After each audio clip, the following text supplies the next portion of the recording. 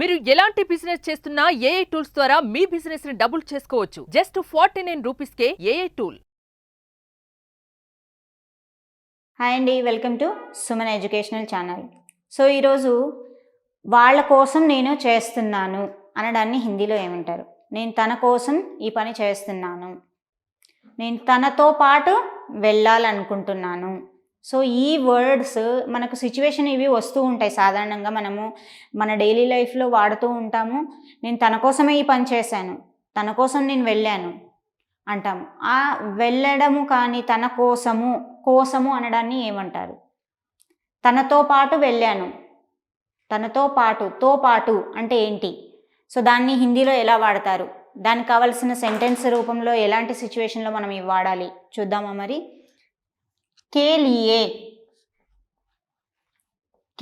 అంటే ఏంటి? కోసము, తన కోసము లేదా కోసము. ఓకే. కే సాత్ తో పాటు. సో తో పాటు. ఇక్కడ కేలియే అన్నది ఎప్పుడు? నేను తన కోసం ఏదైనా చేస్తున్నప్పుడు ఉస్కేలియే మై ఉస్కేలియే ఏ కామ్ కర్ రహా హూ అంటే నేను ఈ పని తన కోసం చేస్తున్నాను అని అంటాము. సో కేలియే అంటే ఏంటి? తన కోసము.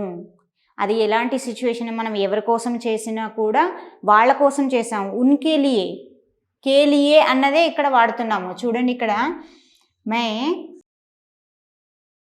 उसके लिए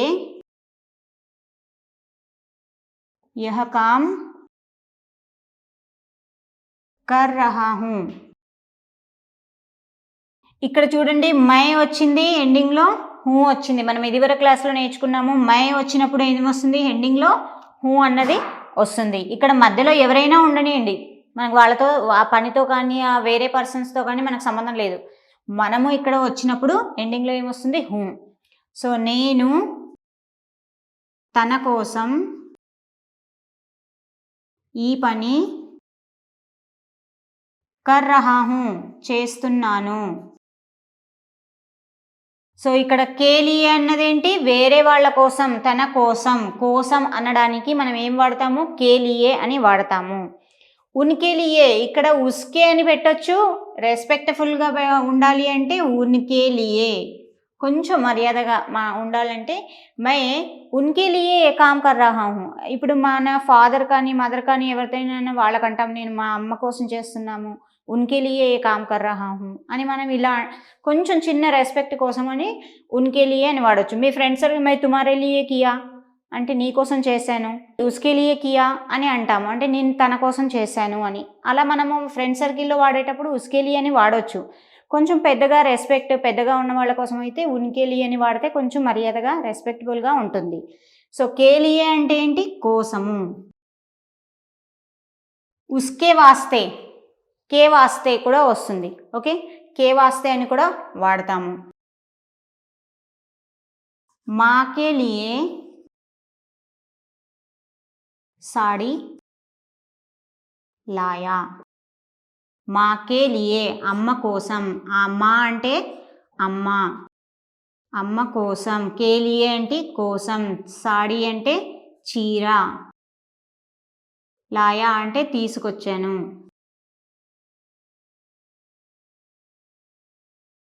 అమ్మ కోసము చీర తీసుకొచ్చాము. కేలియే అంటే ఏంటి? ఇక్కడ కోసము అని. ఓకే, వేరే వాళ్ళ కోసం మనం ఏదైనా చేస్తున్నప్పుడు ఏం వాడతాము? కేలియే అని వాడతాము. ఓకే. సో కే సాత్ అంటే తో పాటు, తనతో పాటు. తుమ్ ఉస్కే సాత్ జావో అంటే నువ్వు తనతో పాటు వెళ్ళు అని. తుమ్ ఉన్కే సాత్ జావో. తుమ్ అంటే నువ్వు, ఉన్కే సాత్ అంటే వాళ్ళతో పాటు, తో పాటు వెళ్ళు. ఓకే, ఉన్కే సాత్ జావో అంటే వాళ్ళతో పాటు వెళ్ళు అని. ఇక్కడ సాత్ అన్నది చాలామంది ఈ సాత్ అని రాస్తారు. ఇది తప్పండి, ఇది ఎప్పుడు రాయకూడదు. మీరు ప్రొనౌన్సియేషన్కి తా అని వస్తుంది. ఈ సాత్ రాసినప్పుడు నెంబర్ 7 అవుతుంది. ఈ సాత్ వచ్చినప్పుడు మాత్రమే సెంటెన్స్ పర్ఫెక్ట్గా ఉంటుంది. టుగెదర్, తో పాటు వస్తుంది. ఓకే,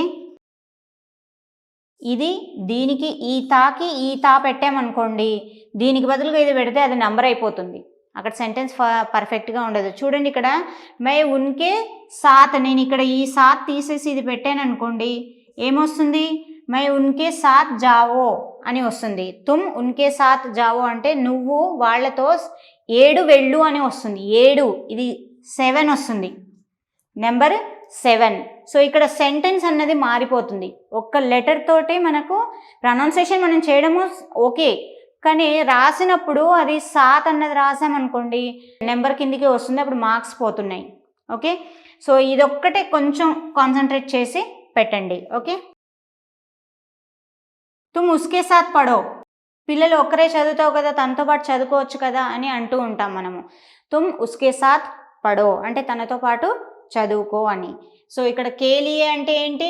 కేలియే అంటే కోసము, ఎవరి కోసం అన్న మనం ఏదైనా పని చేసినప్పుడు కానీ, ఏదైనా వర్క్ కానీ, ఇంకేదైనా చేస్తున్నప్పుడు కేలియే, ఉన్కే లియే, ఉస్కే లియే, తుమారే లియే, ఆప్కే లియే, హమారే లియే, మా కోసము చేయవా, అమ్మ మా కోసం ఏమైనా చేయవా, హమారే లియే అని మనం ఇలా వాడుతూ ఉంటాము. సో కోసము అంటే ఏమంటాము? కేలియే. కే సాత్ అంటే తో పాటు, వాళ్ళతో పాటు వెళ్ళు, వీళ్ళతో పాటు వెళ్ళు అంటే ఉస్కే సాత్ జావో, ఉన్కే సాత్ జావో అని మనం ఇలా వాడుతూ ఉంటాము. సో ఈ డిఫరెన్స్ తెలిసింది కదా. సో మనం వాడేటప్పుడు కొంచెము వీటిని పర్టికులర్గా చూసుకుంటూ వాడామనుకోండి మనకు అర్థమైపోతుంది.